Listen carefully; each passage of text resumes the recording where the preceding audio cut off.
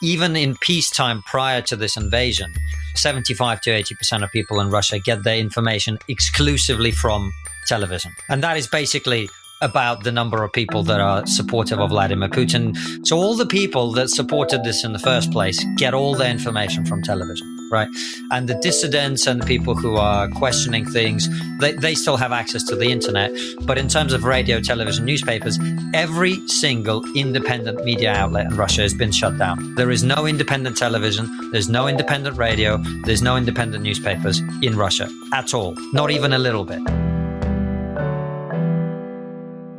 Hello and welcome to the Brendan O'Neill Show with me, Brendan O'Neill. This is a podcast in which an esteemed guest joins me to talk about the big ideas, the bad ideas, the problems and the controversies of life in the early 21st century. In this episode, I am delighted to be joined by Konstantin Kisin. Konstantin is a comedian and commentator. Since 2018, he has co-hosted Triggernometry with Francis Foster, a very popular reason-based podcast and YouTube show. He has performed his stand-up routines across the UK, including at the Edinburgh Festival Fringe, and he's written for numerous publications on comedy, censorship, the culture wars, wokeness, and many other issues. Konstantin is also the author of a forthcoming book called An Immigrant's Love Letter to the West, which is published in July. So, Konstantin, there is a lot of stuff I want to talk to you about, but it would be remiss of me not to start off by asking you about Russia and Ukraine. Now, you are of Russian heritage. You are the British media's token Russian in many ways. You also have links with Ukraine, family links with Ukraine, and you've written and spoken about this war at length over the past few weeks. So I want to start off by asking you where you think things are at. We're now more than 50 days into this conflict. It's, I think, fair to say it's not going quite how Russia wanted it to go. And Ukraine is in the ascendancy in terms of the morality of the issue, even if it might be on the back foot in certain other areas.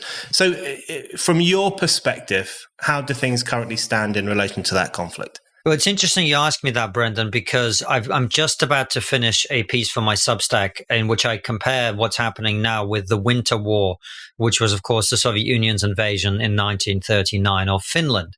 And my argument is the way things are going at the moment, at least, it's looking very likely that you're going to get something very similar. Now, to refresh people's memories, what happened in 1939 and the first 2 months of 1940 was the Soviet Union invaded with a huge army, expected to get the entire country under its control within 2 weeks. In fact, Soviet soldiers were warned not to accidentally cross into Sweden, which of course is on the other side of Finland. So the expectations were that this would go extremely quickly, and that the plan was, this wasn't the stated plan, but we know from many documents now, the plan was to make Finland the 16th republic of the Soviet Union. In other words, to annex it completely and return it. By the way, this is where the parallels are even stronger.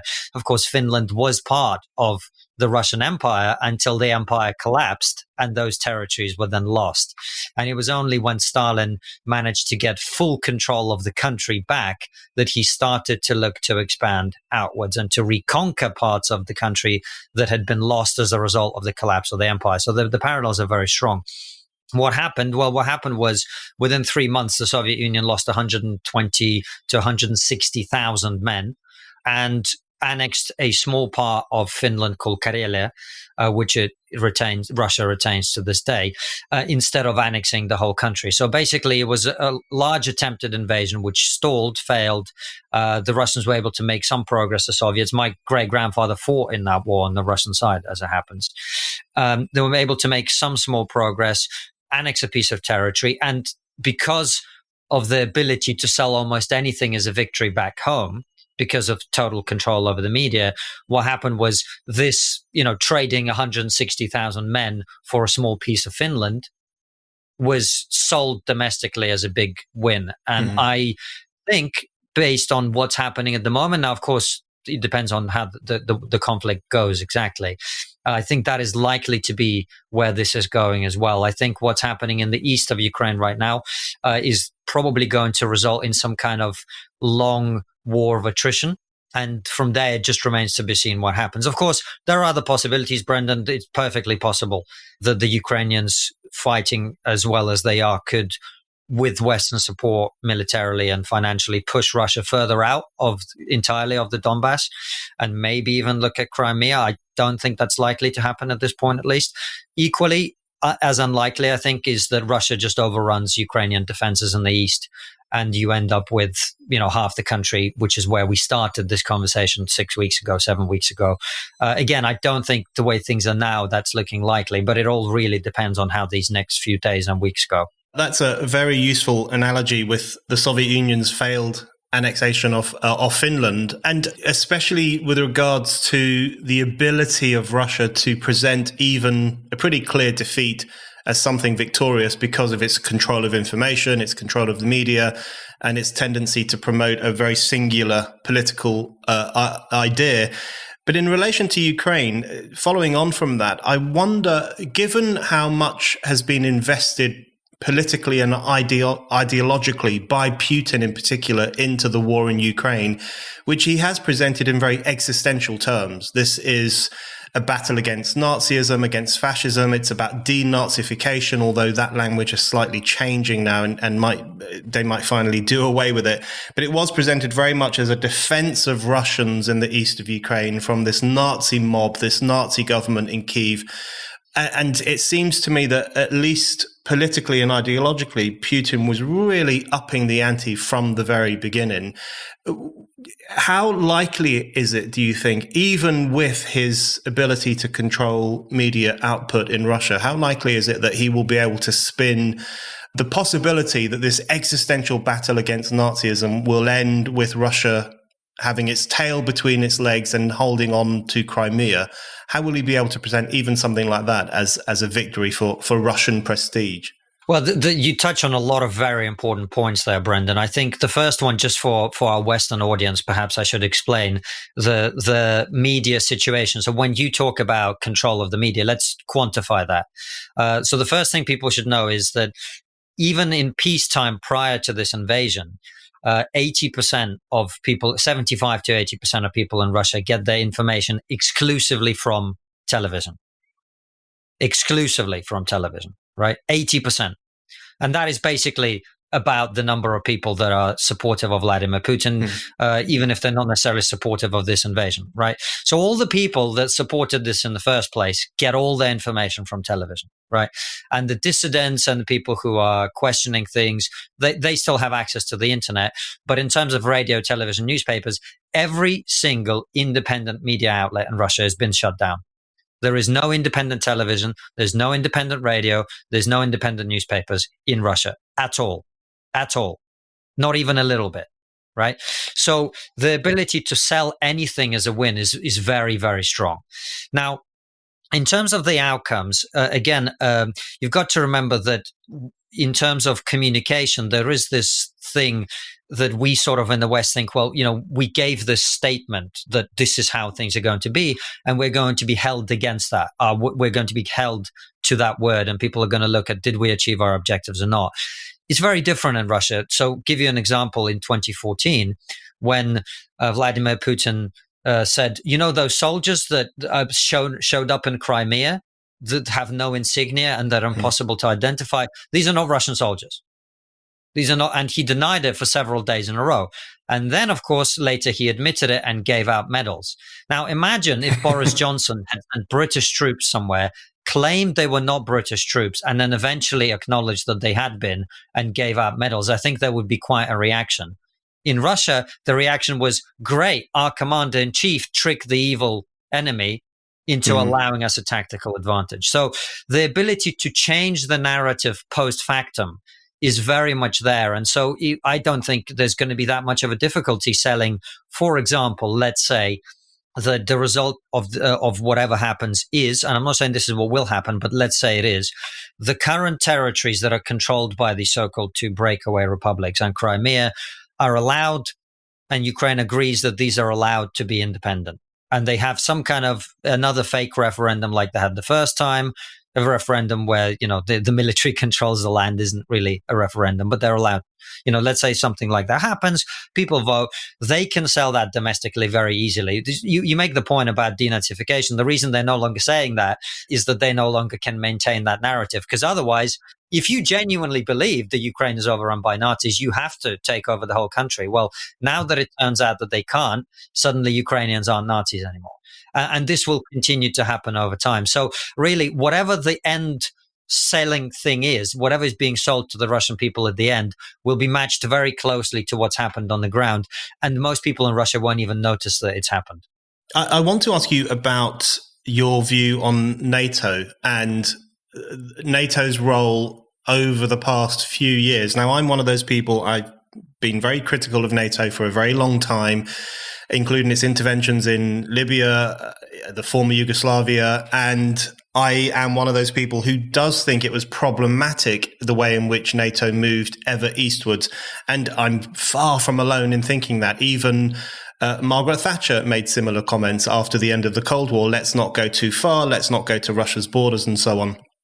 But it struck me over the past 6 weeks that some people in the West, some people in international relations departments at universities, and some people on the left too, have fetishized NATO's role to such an extent that they're almost absolving Russia of responsibility for what it did. So the idea that this is NATO's fault seems to me, even to me, a NATO critic, to be preposterous and almost a form of victim blaming. If Ukraine sides with NATO, if Ukraine wasn't wearing a short skirt, right, then this would never would happen. Right. So on that question, on that issue, I wanted to know what you think of NATO moving eastward. Do you have thoughts on that? And then that broader question of how this infantilizes Russia and victim blames Ukraine. Why has that become part of the discussion in the West in particular?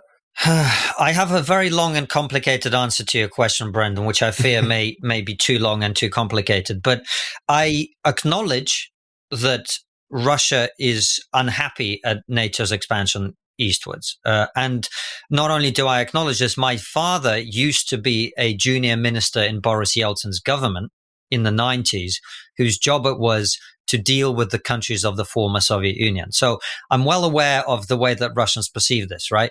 And you've got to understand, in Russia, Western expansion isn't perceived as a sort of minor inconvenience. The West is the enemy, right?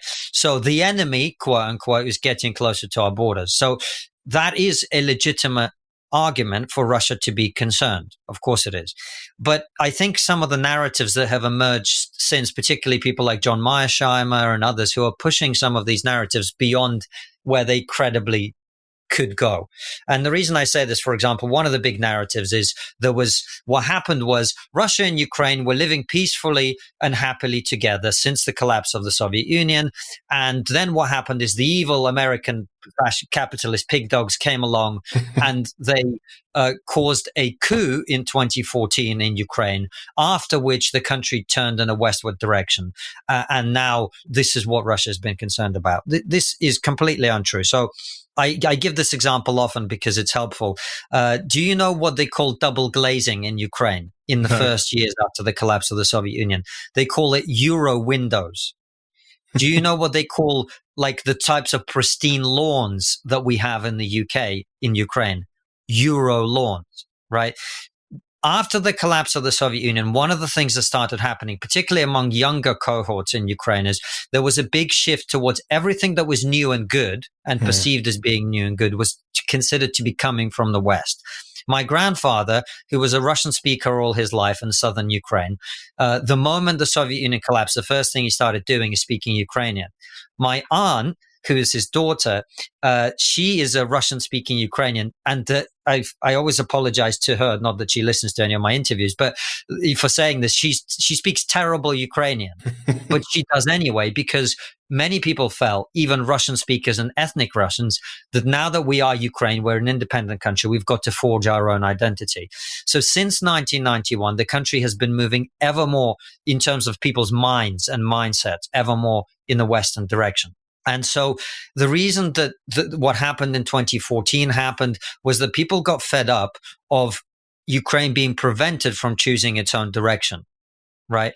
Now, Did the West want Ukraine to move in a more westward direction? Well, the West wants every country in the world to move in a more westward direction. That is, of course, undeniable. But it wasn't a Western coup. I know many of the people who were involved in the street protests. And what happened was Ukraine wanted to sign an agreement that would take it in a more westward direction. The Ukrainian president, who was basically a Russian puppet, prevented that from happening. And having promised to go with that agreement, tried to sign another one with Russia. People came out into the street, students came out into the street, they were brutally assaulted, beaten up, and then there was a public uprising at that treatment, right? So the country was always moving in a westward direction. It was always moving in a more Ukrainian direction as opposed to trying to stick with Russia. So from that perspective, I just think this was always inevitable in some ways. I haven't actually done this, but I'm curious. Most people in the West don't know this, but the first line of the Ukrainian national anthem is "Ще не вмерла Україна," which means, if it's translated literally, it means Ukraine isn't dead yet. And if you translate it more accurately, it will be Ukraine lives on, or Ukraine survives. And that's because this is a piece of land that is on the border. That's what the name of the country means, Ukraina, on the border. Right. This is a piece of land that has always been between two big warring empires of one kind or another, whether that was the Austro-Hungarian Empire and the Russian Empire, whether that was Hitler's Germany, whether that was the kingdom of the Great Duchy of Lithuania, whatever. It's always been at the intersection of two warring empires and probably even two civilizations, the sort of descendants of Western Roman civilization and Eastern Roman civilization. So in many ways, these conflicts are always inevitable. It happens in Ukraine about once every century. So I just think the reality is Russia is always going to want to push West, and the West is always going to want to push East. And that is the struggle of civilizations. The problem we have is we have seen in the last 2 months that there are some people in the world who still cling to the old way of doing things. And whereas many of these conflicts have in the last 70 years been played out economically, diplomatically, in terms of espionage, etc., there are still people in the world who believe that if you've lost all of those, then the way to deal with it is through brute force. And I think that's what you're seeing now. Lockdowns, travel restrictions, and a highly contagious and dangerous disease circulating the globe. Does that sound familiar? A lot of what we went through with COVID has echoes of the Black Death, which I've been learning all about through a fantastic new series on Wondrium, After the Plague, and I recommend that you check it out too. The series has 24 in-depth, fact-based episodes about how the world came back from the brink of one of its most devastating catastrophes. It starts with how the plague spread in the 14th century and how people responded to the devastation that it wreaked. Then it looks at the political turmoil that followed, with episodes covering uprisings in England, France, and Rome. But it's not all about death and politics. There are episodes on how the Black Death influenced literature too, like Chaucer's The Canterbury Tales. I think you'll love it as much as I have. And when you're finished with it, why not check out all the other great content Wondrium has to offer? Wondrium is the subscription video service that is focused on making you a better you. It has a complete line of audio and video courses on hundreds of topics taught by qualified experts. There are documentaries to help you learn more about the world around you. And then why not try Wondrium's many video tutorials to teach you new hobbies like photography, cooking, crafting, you name it. Wondrium is an all-in-one subscription service that covers everything. And because I'm often on the go, I love the fact that with the Wondrium app, I can watch or listen to any episode just like I would with a podcast. And all of this is always ad-free. I want you to sign up for Wondrium today. You can start by checking out After the Plague. Right now, Wondrium is offering my listeners a free trial of unlimited access. So you can check it out for 14 days before committing a single penny. To get this offer, you need to visit wondrium.com/Brendan. That's WONDRIUM.com/Brendan.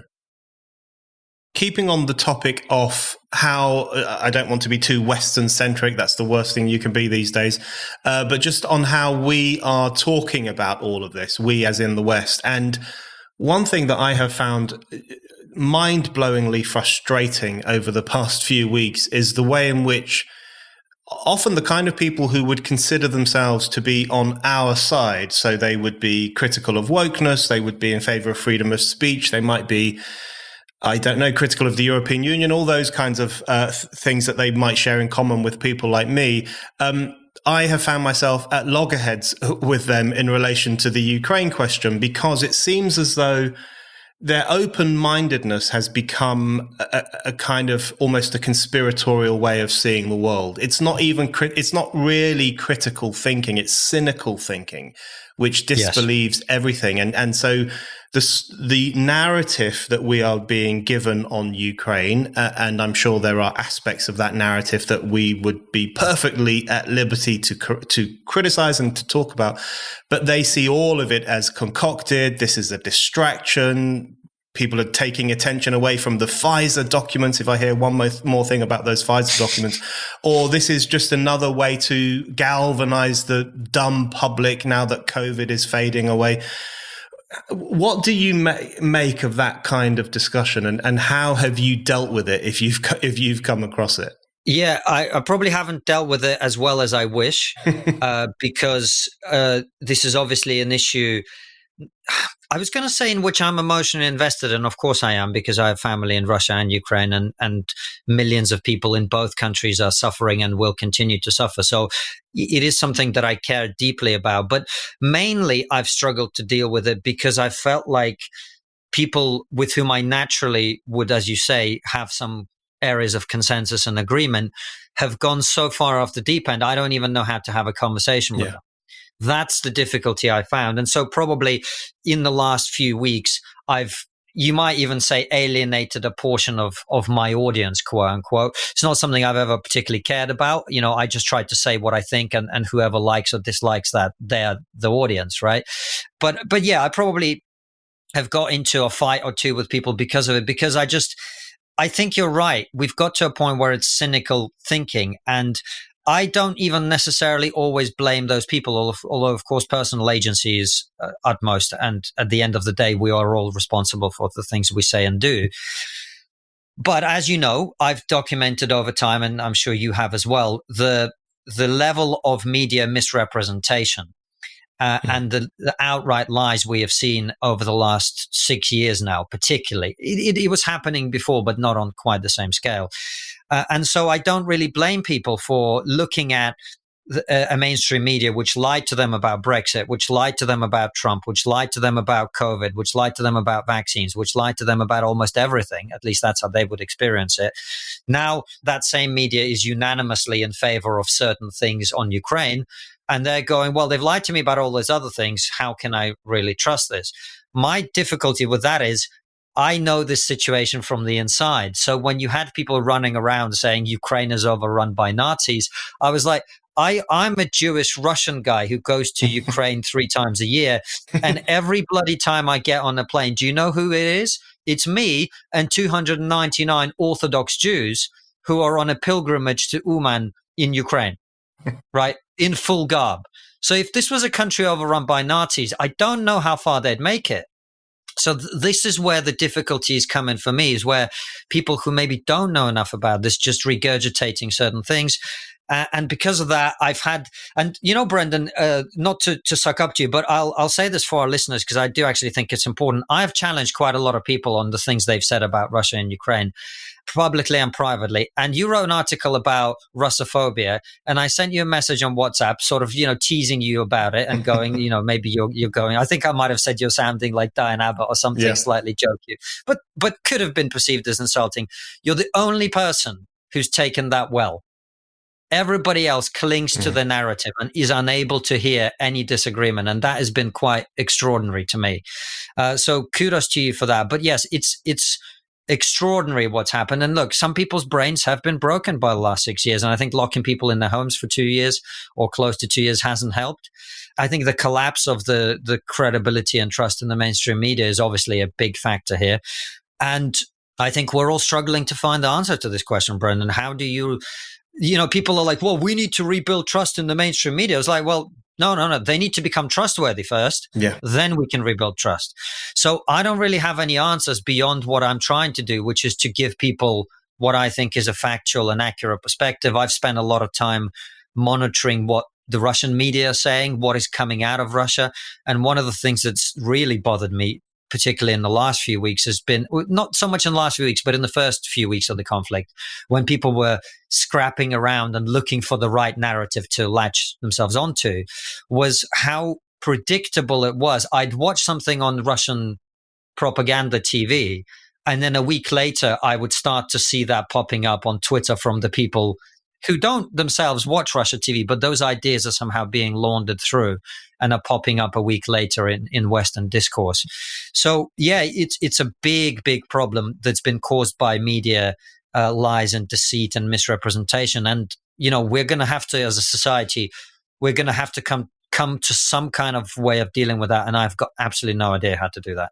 Yeah, I've had a similar experience of having run-ins, even with people I know very well and people I've been friends with for a long time, because of the things I've said about this conflict. And the things I've said about this conflict, in my view, and which Spiked has said too, are very straightforward. We think Russia's invasion is an abomination. We think Russia is entirely responsible for this war. It decided to invade. It wasn't forced to invade by NATO or anyone else.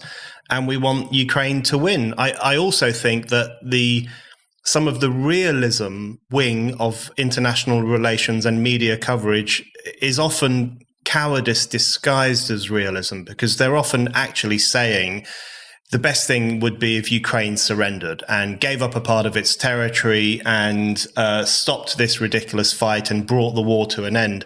Now, we all want the war to come to an end, but if it comes to an end on Russia's terms, that's a problem for the people of Ukraine, and it's potentially a problem for people across Europe as well. So I've had loads of flack on what I consider to be a pretty straightforward, principled stance on this conflict. But I wanted to ask you, following on from what you've just said, which I thought was very convincing, in relation to the people who are buying into Russian propaganda. So these are the kind of people who will say, you're an idiot if you believe what's in the Western media, but by the way, we believe everything Putin says about fascist Ukraine. The irony is absurd. But what's very striking is that there's a unity between the extreme left, or however we want to refer to them, and elements of the populist right. There's been a coming together, certainly online, of those two forces who are often at loggerheads, and both sides will now talk about the Nazis in Ukraine and the Nazi battalions and the far right oligarchical governments and so on. Why do you think there's been that coming together? Does that actually reveal a far deeper problem here? Why do you think there has been that unity of outlook between those different sections? I think they are coming together on this issue for different reasons.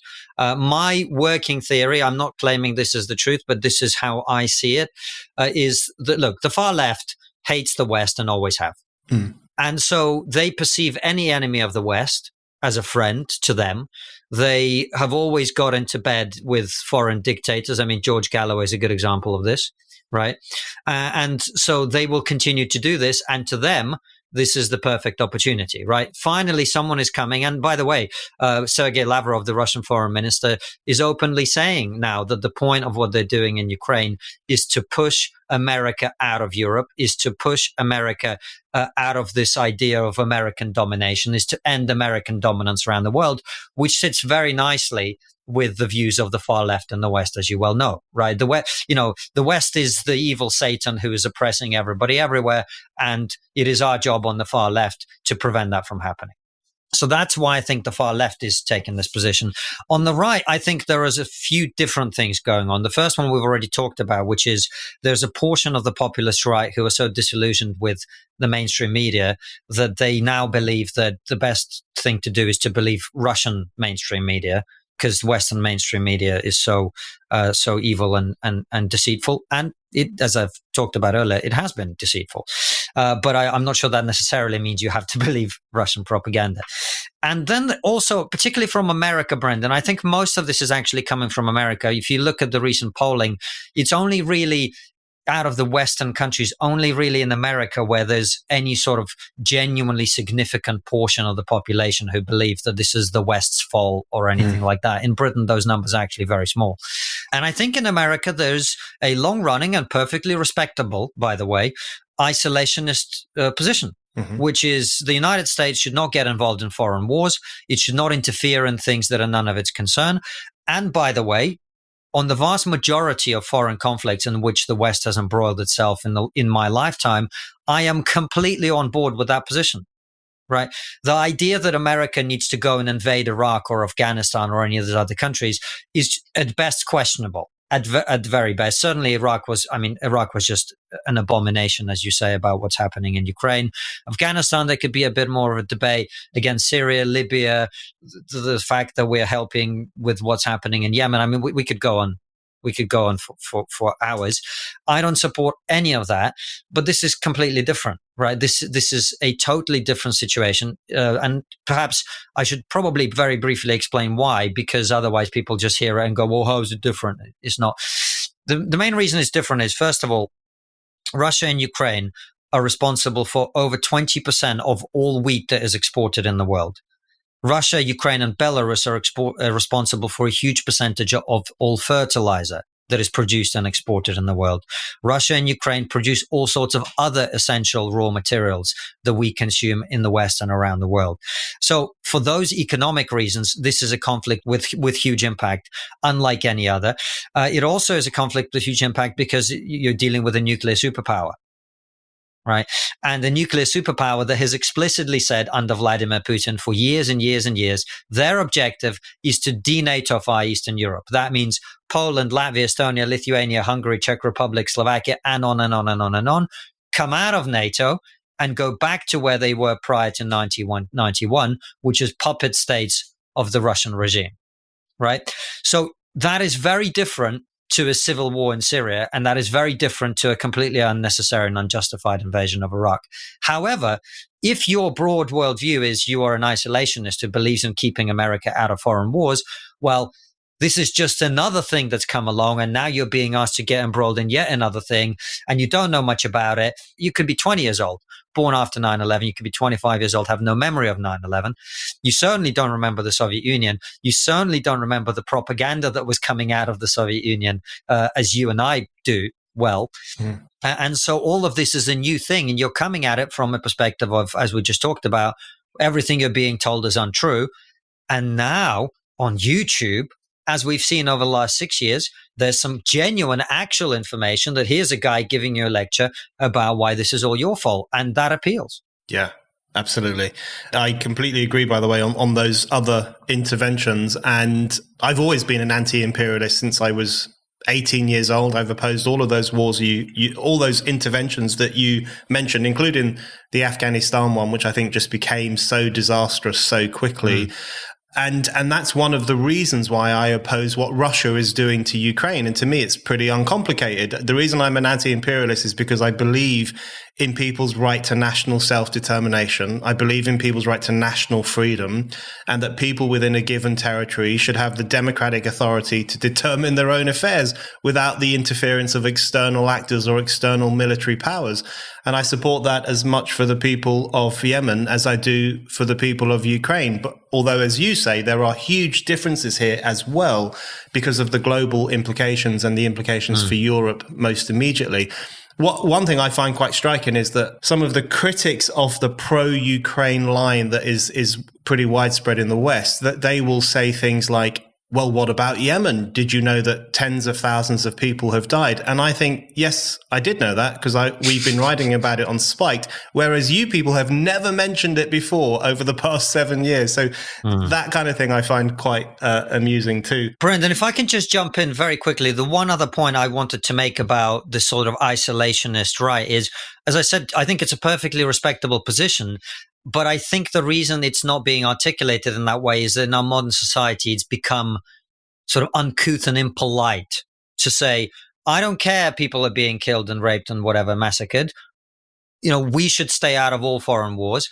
That is no longer acceptable to say in polite society. So you have to make up stuff about Nazis and biolabs and whatever other nonsense that's being peddled at the moment. That's just, one point. But I just wish, my only request of those people, many of whom I'd normally be in alignment with on certain issues, is, guys, you have a perfectly reasonable position. Just be honest and say you don't want America involved. And I think it's fundamentally wrong. Mm-hmm. And I think for America to pull out from Europe, which is essentially what that would mean, would be a disaster for America, first of all, and the rest of the world. But if we can have that disagreement on a legitimate basis, sign me up. I'm down to have that conversation. Just don't make me talk about Nazis for the 100th time, because it's just nonsense. Yeah, absolutely. And Ukraine is asking for arms. It's asking for military equipment. It's asking for military support for its war of resistance. And I think it's perfectly legitimate for a state to ask for those things. And it's perfectly legitimate for its allies to send those things. So I see that as some of those arguments that are coming from the anti-Ukraine side, we could say, or certainly an accidentally pro-Russian side. I see those arguments as problematic. I want to ask you about, on this distrust in the media issue, which I think you put very well. It's understandable that people feel distrustful because the media has not been upfront with us on many issues for quite a long time. And it's been promoting scarce stories on everything from Brexit through to COVID-19. And it's used the politics of fear as much, if not more, than the government has to try to keep people in line and try to cajole us into a certain way of thinking and behaving. So I think the media has certainly played a key role in those areas. But I want to ask you, how do you think we address this problem of the media being untrustworthy, but the distrust in the media sometimes being a problem? So it's a very difficult balancing act, I think, because I guess it's like throwing the baby out with the bathwater. So if you disbelieve everything that the media says, then you are going to quite naturally get dragged down a conspiratorial rabbit hole, because everything you see, you will think that's a lie, and you will set out to demonstrate why it's a lie. So when the media says that the COVID vaccines are safe, which they are, of course there are side effects, and of course there have been certain issues, as there are with all medications, then what you have is the kind of people who criticized lockdown, and I think they were right to criticize aspects of the lockdown, then saying, well, the media is saying that these medical interventions are safe, they mustn't be. And now you have the same thing in relation to Ukraine and Russia. So this is a difficult moment, isn't it, for people like you and me, because we understand why people don't trust the media. We don't think the media deserves to be trusted right now, but there's a problem when your approach to political life is instantaneous distrust. Brendan, I think what you've put your finger on is probably one of the biggest problems that is facing the world right now. And I think the consequences of what is happening to our brains as a result of the last 6 years are going to run for decades. How that gets resolved, I have no idea. My only hope is that, we know the pendulum swings and eventually it swings back. I would certainly say for myself that I probably at the peak of lockdown and vaccine craziness, where I was not someone who thought the vaccine is super dangerous or whatever, but I also didn't think that people my age and my health status should be forced to have it. I didn't think that, mandating it for NHS staff was a reasonable thing to do. And it does become quite difficult when there are certain things that you perhaps oppose vehemently, and there's also other things that are sort of part of that package, but maybe you kind of like don't mind or agree with, and it all gets blended into one, and suddenly you kind of feel like you have to oppose all of it.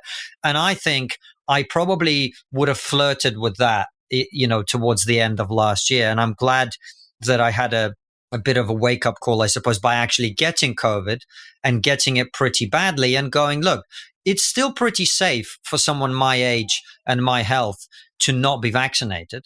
And that's fine. And people should have always the freedom to decide what they put in their body and what they don't. And I do think some of the arguments the government made about how important the vaccine was for the safety of others were oversold. And I think some of the measures in terms of taking away people's liberties were excessive. And I protested against them and would do so again. But at the same time, I also think it's important for all of us to just go, do I really know what I'm talking about? And that was a bit of a wake-up call for me, because I went, well, look, it's true. I did not have serious COVID, as in I didn't have to go and stay in hospital. But it also wasn't, I was out of action for 3 weeks and I'm a young, relatively healthy guy. So that was a useful wake-up call. And of course, Ukraine now, I'm just lucky in that this happens to be something that I know from the inside, right? Because otherwise, who knows? Maybe I would have been one of these anti-Ukrainian people selling some kind of special narrative. So I think we're all gradually over time going to get wake-up calls of one kind or another, which will hopefully reorientate those of us who are able to still be sensible back towards that kind of, do I know about this, or am I just being oppositional for the sake of being oppositional here? So that's on an individual level. I would say, look around and go like, is it just one conspiracy you now believe, or do you believe all of them? Because if you believe all of them, you've probably gone a bit too far. So that's the individual level. Structurally, how this gets solved, Brendan, that is a $1 trillion question. Social media is going to be a huge part of it. Mainstream media, look, what the mainstream media have to do, and this is easier said than done, is they've got to get back to honest reporting, right? They got to start treating people of all races, all sexes, all orientations as the same. They've got to stop blaming white people for things that happened 400 years ago and attempting to pin the blame for that onto people who are born now.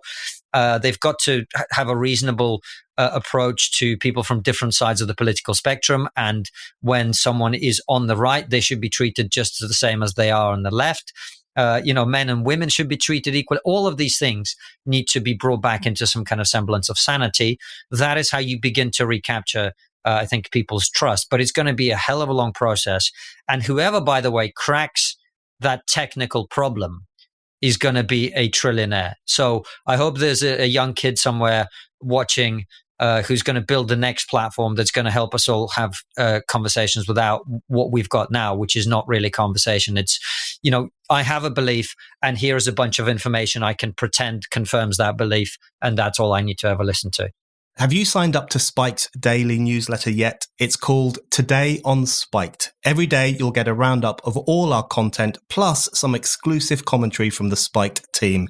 So to never miss a thing on Spiked, go to spiked-online.com/newsletters and sign up to Today on Spiked. I think that question, do I know what I'm talking about? That is a very good way to approach all issues. And if you don't know what you're talking about, then it's good to find out. And I think that kind of investigation and critical thinking should always be encouraged.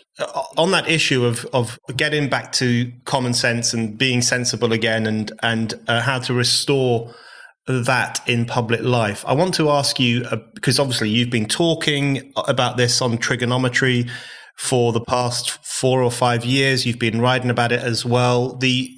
I guess the madnesses of our times, we could call them. The woke ideology, which is a completely inept term, I know, but, political correctness, I don't know what we're supposed to call it, but this culture in which, as you've just hinted at there, people are blamed for the crimes of history. Racial thinking has been reintroduced into public life via critical race theory and other ways of thinking. We've got the transgender ideology, which is separate from transgender people, most of whom just want a normal life, but the kind of trans ideology and this notion that you can change sex just by declaring it. All these various things that you and I and others have been talking about.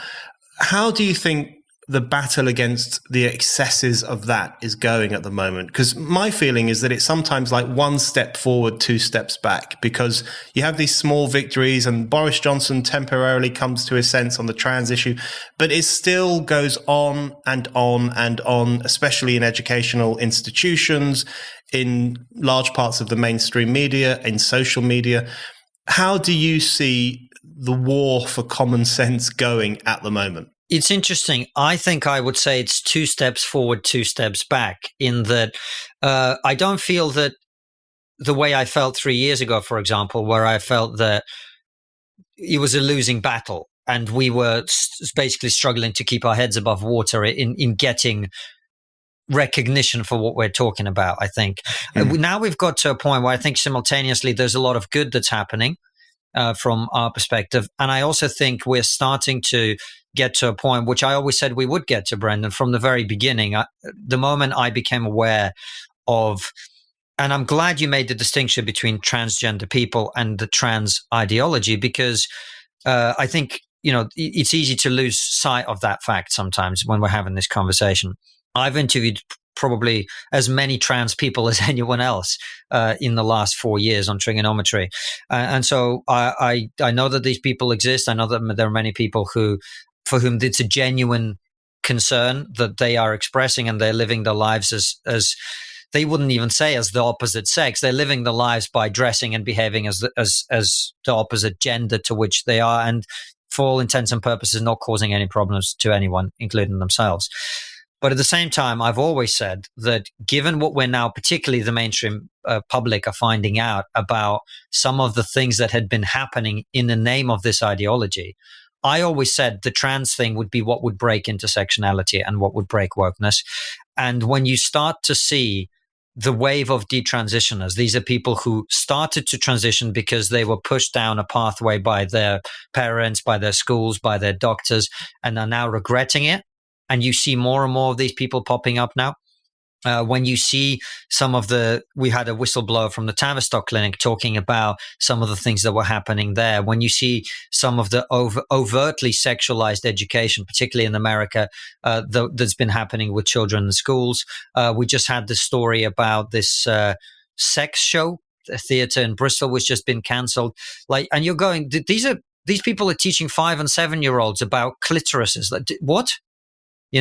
So I think as that begins to leak out into the minds of, your ordinary person who's too busy to pay attention to the culture wars, the pushback against that will be very severe. And that's actually a bit of a concern for me, because I think it's really important that in addressing the excesses, we don't end up in a position where people are like, oh, that LGBTQI plus thing, that's just all rubbish and it must all be destroyed, right?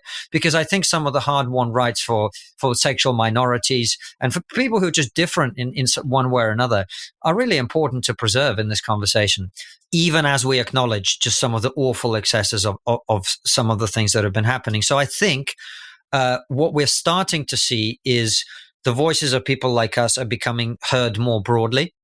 And at the same time, they are being heard more broadly because we're now seeing some of the real world impact of the ways of thinking that had been advanced. And give you one final example. If you look at something like Black Lives Matter, you'll recall only 2 years ago, it was a huge movement around the country. And now we know it's an organization that's hugely discredited in terms of how it's dealt with the money that it's raised.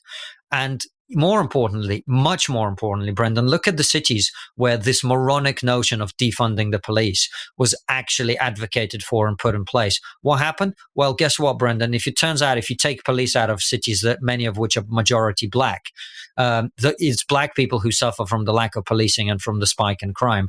So you're starting to see that this sort of make-believe world in which they've wanted us to live for a very long time is starting to crumble, and ordinary people are starting to notice it. Now, I do think that's a positive in some ways. It's obviously a negative that people are being murdered and killed and children are transitioning and then having to detransition as a result. But I didn't see it going any other way. This madness had to get far enough for people to start saying no. Are they now starting just to say no? I think a little bit they are, yeah. I think that's a very good point about how one of the problems with this new ideology, whatever its name is precisely that while it presents itself as a pro-minority movement defending LGBTQ rights and black people and so on, actually it undercuts the great gains that have been made in those areas over the past 60, 70 years in terms of what it does to young gay people who are very often encouraged to transition into being the correct gender, or its reintroduction of racial thinking, the impact, as you just described, that it has on minority communities in terms of policing and social peace. So one of the arguments I've always made is that if you believe in progressive politics, which is not necessarily a useful word anymore, then it's precisely for that reason that it's worth arguing against these new pseudo-progressive ideologies. But just to bring it to an end, my final question, I want to try and tie these different things together, because I think one of the things that links together what we started off talking about, which was the way in which certain people are mistrusting everything about Ukraine, and what we've ended up talking about, which is how we're faring in the battle against wokeness. I think one thing that ties this stuff together is anti-Westernism. So this idea that anything the West gets involved in relation to Ukraine is wrong and disastrous and shouldn't happen. The West is always the problem. And then, of course, in relation to the woke ideologies over here, it's very much Western history is one crime after another. Western societies tend to be racist hellholes. So there's an anti-Westernism. And the reason I want to ask you about this to close, I don't expect you to go into much detail on this right now because I want to have you back on this podcast when this happens. But you have a book coming out called An Immigrant's Love Letter to the West, which I believe is out in July. And I do want to discuss that in more depth with you once it's published. But give us a taste of what people can expect from that book, why you felt the need to write a love letter to the West, which is not something many people do these days. Well, Brendan, my argument is very simple. We live in the most prosperous, the most safe, the most equal, the most full of opportunity societies in the history of humanity. And maybe, just for a moment, we should stop and appreciate that. It's really as simple as that. I look forward to coming back and talking about it in more detail. But my fundamental sense as someone who comes from outside, who's lived in many countries that are not as developed, as successful, as free, as democratic, etc., as the one that you and I have the privilege of living in, is that we fundamentally underappreciate the huge opportunities and the benefits that we enjoy by virtue of being born or having the opportunity to live in Western societies. We are, in comparison to almost every other part of the world, relatively free of violence, of tyranny, of the sort of desperate vicissitudes of life that make people's lives completely outside of their control almost everywhere else in the world. We have a measure of control of our own futures, of our destinies. This is one of the few places in the world where if you work hard, if you're bright, if you're talented, if you're creative, you will be a success. Even if you started out with a bad lot in life, you can still make it. And that isn't the case in most places. In most places, if you start out being poor and lacking friends and connections with powerful people, you will never get beyond that. We're not like that here. And so I think if I had to sum up my book in a word, it would be gratitude. I think we should be incredibly grateful. I also, can't resist poking the hornet's nest, as I always do, by talking about things like slavery and putting it into context. Are we uniquely evil in the West by having participated in slavery? Well, let's look at the facts. Let's look at what was happening in Russia at the time, something about which I can speak with a little bit of authority. Let's look at what was happening in the trans-Saharan slave trade, which took more black slaves out of Africa than the transatlantic slave trade. It lasted longer and the death rate was higher. Right. Let's talk about that. Let's talk about everything is best understood in context, as we say in Russian. And the context is that we're not uniquely evil.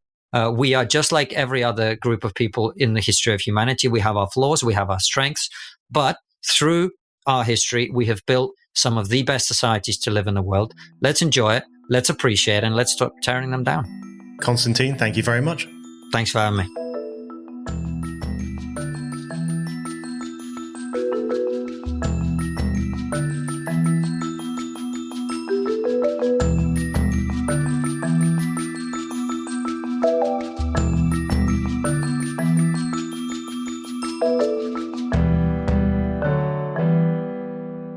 Thank you for listening to The Brendan O'Neill Show.